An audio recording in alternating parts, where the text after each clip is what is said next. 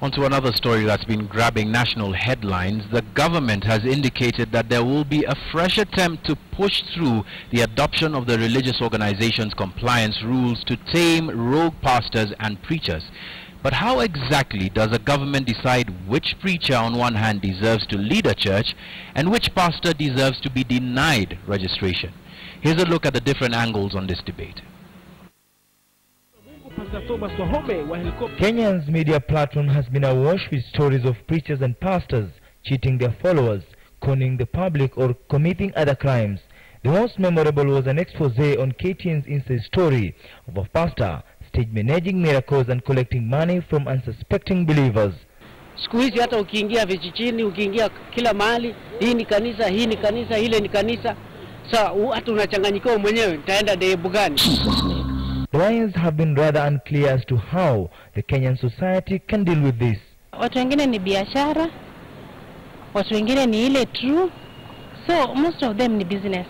The Kenyan Attorney General, Professor Githu Muigai, at the beginning of this year, came up with the proposed religious organization compliance rules to rein rogue religious leaders. They were met with stiff competition and have not made much headway since then. But now the government says they are pushing forward with the rules. Tumevamiwa na watu matapeli. Wanauza maji, wanauza mbegu, wanauza sijui nini. But therein lies the dilemma. Some of the rogue preachers and pastors are leaders of very well-known registered churches.